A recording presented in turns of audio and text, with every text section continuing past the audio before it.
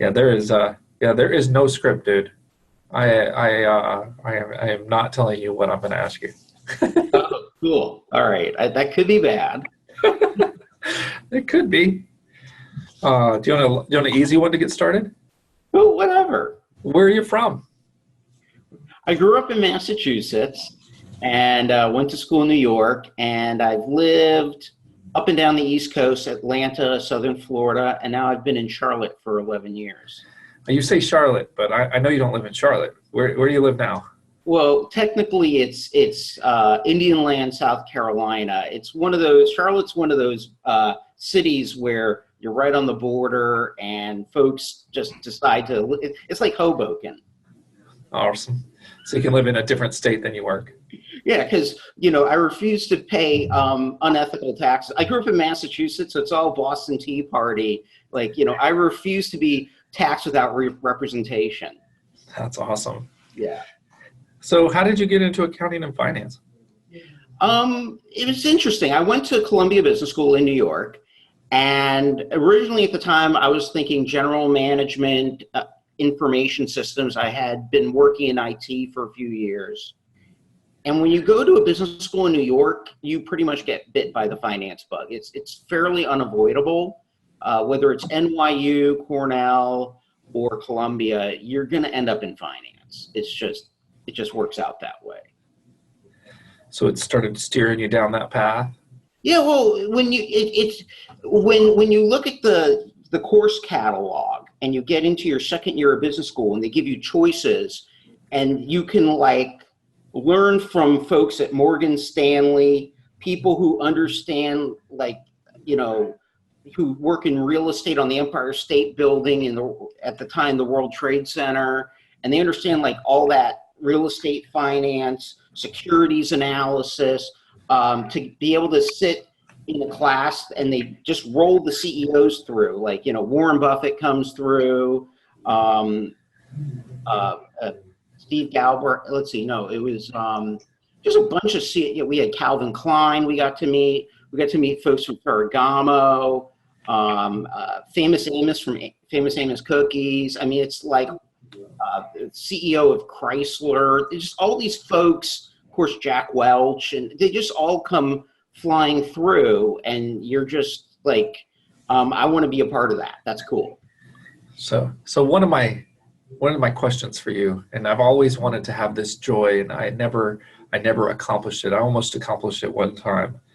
Was after all that education and all that kind of stuff, how much joy was it to require of your parents to tell people that their son worked at Walmart?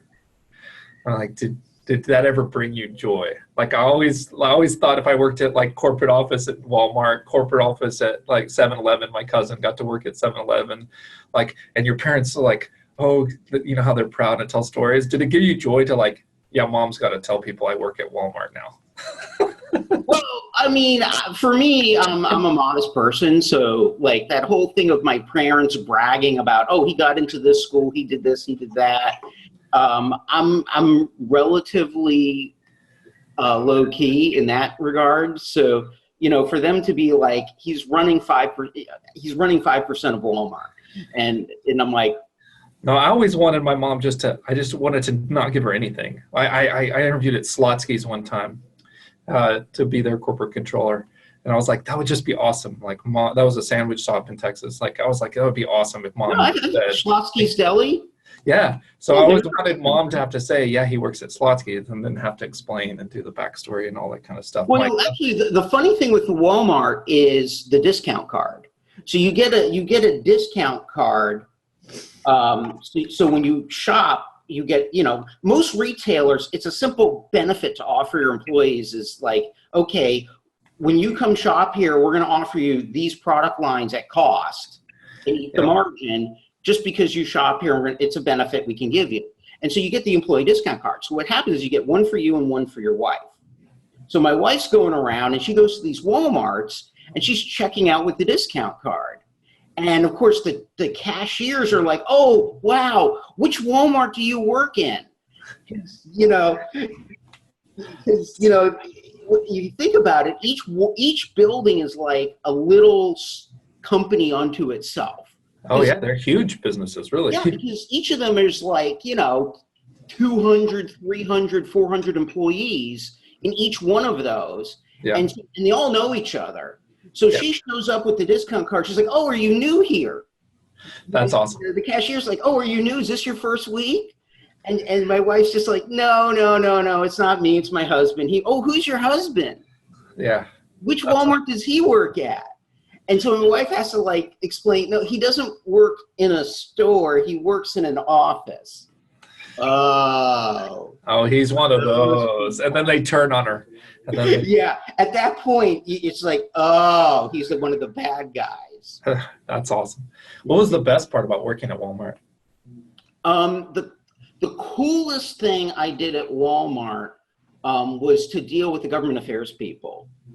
I had never, ever imagined working in a role where a company where you actually have people whose job it is to basically send you the legislative agenda by state.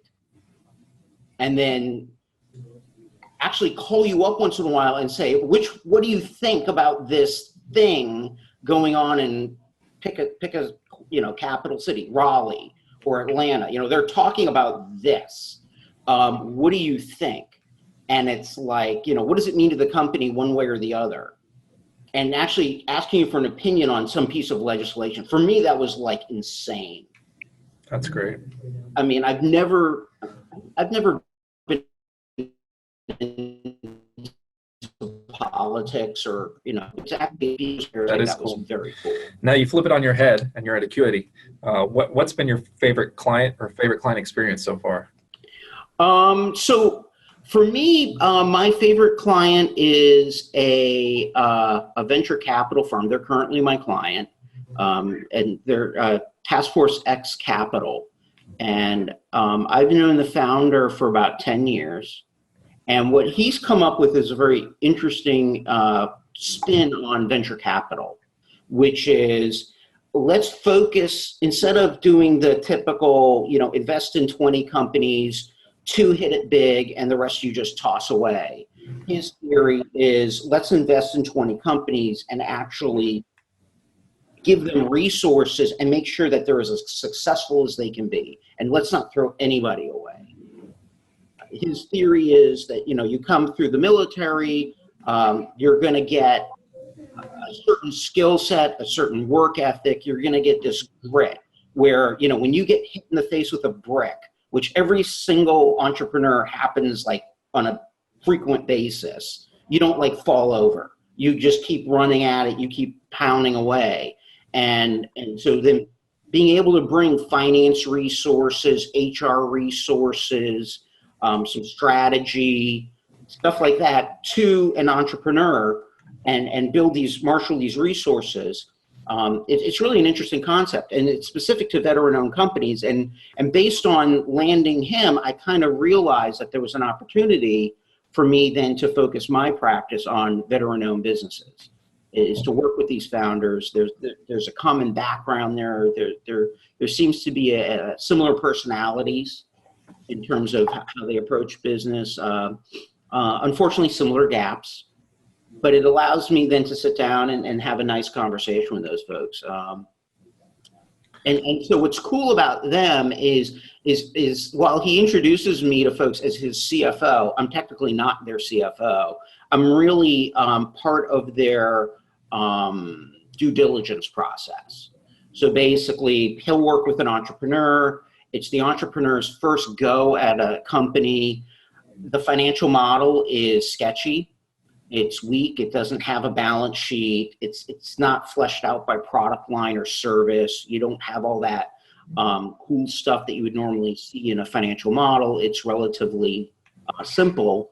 And so he needs it fleshed out before he can go and invest. And so often I'll end up working with all these companies as part of this due diligence process of, okay, thank you for your spreadsheet. Thank you for your financial model. Now let's get real about your company, because it's not going to work that way.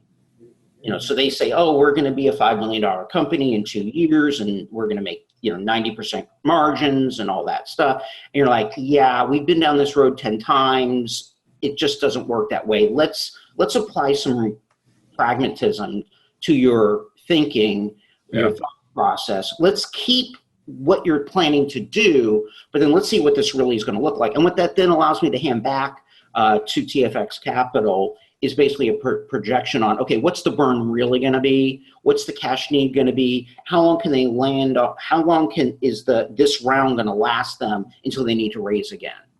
Just fundamental questions where, it's very important from the investor to understand that, but from a startup person, it may not be top of their list of things that they want to communicate. Right. Switching it up, what is a normal day? What does a day in the life of Todd look like? No such thing. There's just no such thing. Like right now, I'm actually trying to build some habits to try to create some structure, because right now it's all over the map. So ideally, I do a little bit of sales. So I have a list of companies that I want to talk to, a list of people in my network that I want to talk to. So I try to make a few phone calls. I try to spend a little bit of time on my marketing efforts. So I do a lot of social, personal branding stuff. So that takes some time. And then half my day to all of my day, depending on what's going on, is just completely client focused. So it could be helping a controller finish a close. One of the nice things about working with the CFO is once you have a budget or a forecast, that's good information to use for your close process. And folks who haven't done it that way don't understand that you can give that information back to your controller, not that you're going to close the books to plan, but that's going to let the controller know where they need to make an accrual. Yeah.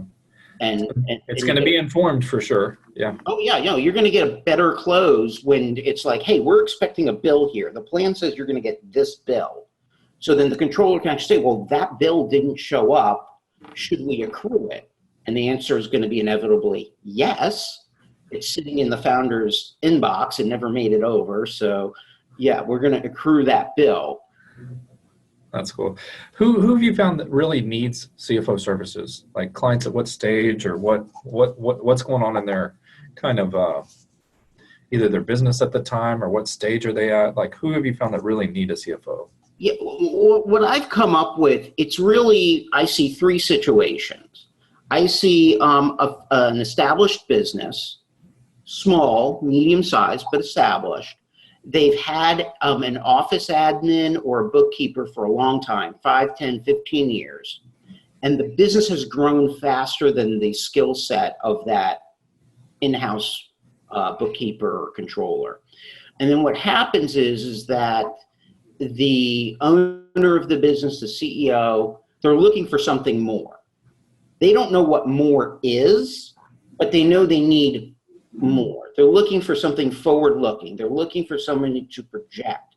They're looking for an understanding of what their cash position is going to be at the end of the year, or what are they going to owe in taxes, and are they going to make a profit, or should they be spending more money in order to not make a profit because they don't want to pay the taxes or something? Would they be better off investing in the business? And so they've got this controller or office admin that they've been working with for 5, 10, 15 years, and that is way outside that person's skill set. And then it's like, what do we do? Where do we go? Who do we talk to? So that is a really good client for CFO, because we're not taking out that trusted person in the business. What we're doing is working with them to add on capabilities and skill set, and really stretch them and get information out of them and help them, so that way we can then produce those kind of forward-looking projections on the business. The other situation that we get into is it actually really came in with this Tax Cut and Jobs Act. All of a sudden, a slew of businesses were like, okay, my CPA says I'm going to go get all this money back now. All this cash is going to show up because I've got a tax cut. And so a good chunk of business owners came to us and kind of just all flew in and just said, hey, I've got cash now. What should I do? I think I want to grow my business. What's the return on that? If I put 50 grand into my business, what's going to happen? A lot of business owners, they're happy, they're comfortable, they're content with their business. And it's just been kind of the same sales year after year after year, the same profit year after year after year. They've never grown their business, so they don't know what that looks like. And so to actually say, okay, can you sit down with me and let's model out like 3 or 4 scenarios. If I take this money, shove it back in my business, what's going to happen? What does that look like 2, 3, 4 years from now if I were to sell my business? And now my $5 million business is a $30 million business because I decided to grow it. And so then some of the harder questions for them to answer in those situations are, what's the phasing of the staff hiring? I need to grow my staff. When do I want to hire? Who do I want to hire? And what are they going to do? And actually, finance is really good at helping with that because we can build the financial model, break their company into departments, and actually show them some different ways to do that. The third scenario that we're seeing now is with the low unemployment rate. So it's always, I'm sure Atlanta's no different from Charlotte. It's always been hard to find a good accountant, to find a good controller in Charlotte. I'm sure Atlanta is absolutely no different, as are other major cities. Well, with the job market the way it is right now, I'm seeing a lot of turnover in accountants and controllers where they're like, hey, I've been working for this company for 5 years, but I want to go make more money. I'm going to leave. And so I'm seeing a lot of business owners who are basically getting left high and dry. The controller's like, hey, you filed your taxes. Here's your year's done. It's all ready to go to the tax guy. I'm out. And then they're just kind of like, well, okay, that's great. I can file my taxes, but I have a business to run. Now what do I do? And what's interesting there is the what ends up happening. Matthew, you're frozen. Are you still? You're frozen too for me, so I think it's recording on yours, so keep going. Can you hear me? Oh, there you are. Sorry about that. No, that's okay. So I could hear you the whole time, so. Okay. So one of the things that I find when talking to the business owners who had a controller is the controllers, when they leave and they go looking for another job, we actually go look at what that controller had been doing. And we find out that it's a 40-hour-a-week job, and they've been making it a 40-hour-a-week job.